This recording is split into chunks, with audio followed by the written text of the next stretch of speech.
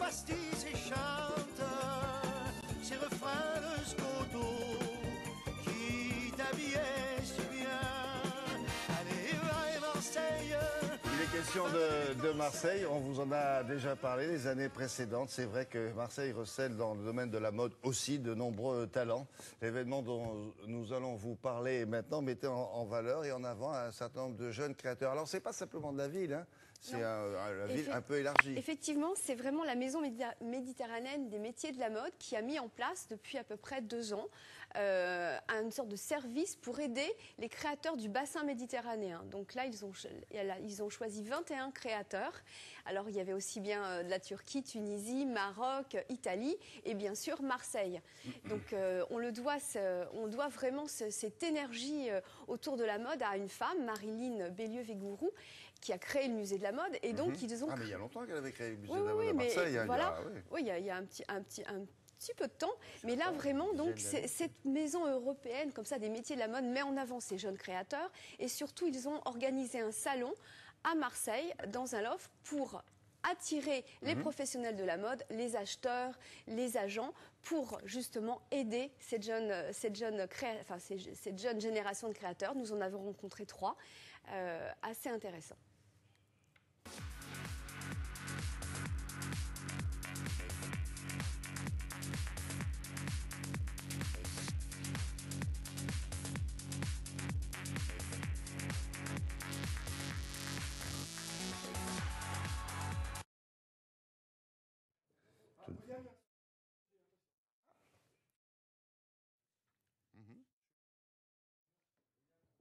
Je suis là.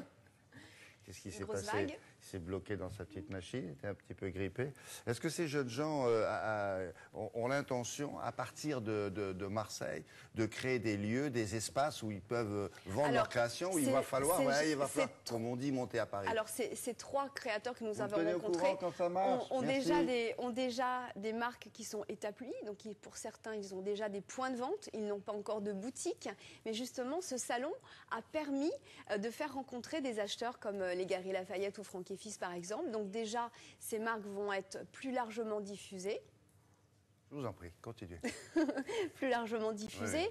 Oui. Ils ont rencontré aussi des professionnels qui organisent des salons, comme le Wooznext à Paris. Donc ils vont avoir des stands.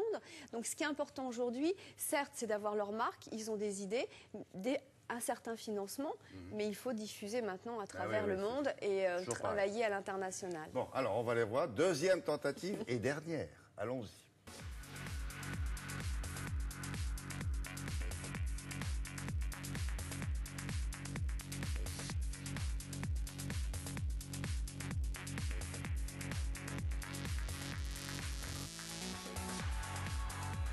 Les créateurs de mode ont du talent, mais aussi il faut les promouvoir, les faire connaître. Et il y a Paris, bien sûr, qui est une capitale internationale. Mais Marseille, aujourd'hui, rentre dans la compétition.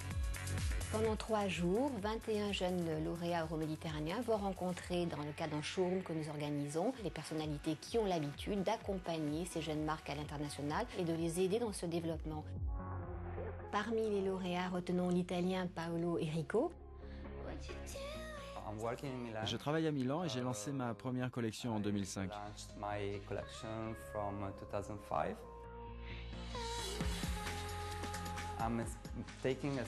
La plupart du temps, je puise mon inspiration dans l'architecture, dans l'art et auprès des gens qui m'entourent. Je suis très inspiré par les formes géométriques et toutes mes créations peuvent se porter de différentes façons, à l'endroit comme à l'envers. Mes vêtements sont vraiment multifonctionnels, classe, très confortables. C'est mon style en ce moment.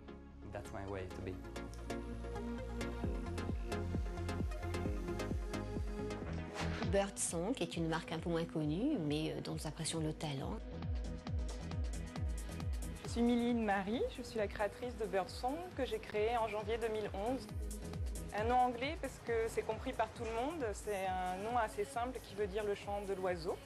Et en fait, je l'ai choisi car il m'inspire la légèreté, c'est assez poétique et raffiné. Et ça me fait beaucoup penser au tissu assez léger que j'utilise pour mes vêtements.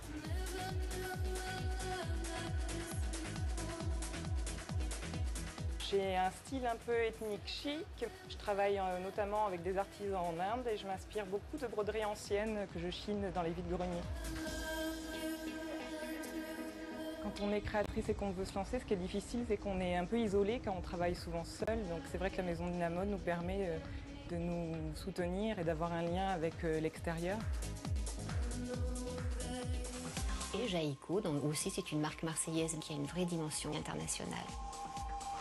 Je suis Sabine Bardon, je suis la créatrice de la marque Jaïco que j'ai créée en 2003. Jaïco, c'est comme le petit lézard de notre région, une petite salamandre. C'est une collection plutôt romantique, à base de matières naturelles, au coloris très doux et basée essentiellement sur des robes fluides et de la maille. Ce qui est important, c'est de savoir qu'il n'y a pas qu'à Paris maintenant que la mode se fait. Il y a un vrai vivier sur Marseille de créateurs et qu'on est là et qu'on est nombreux et qu'on a plein d'idées. Marilyn Vigourou nous accompagne depuis le début et elle nous a apporté justement un carnet d'adresses, des rencontres et une reconnaissance du produit. La créativité ne suffit pas aujourd'hui. Ce qu'il faut, c'est avant tout vendre ces collections. Et grâce à la Maison de la Création, nous aidons ces jeunes entrepreneurs de mode à trouver leur marché.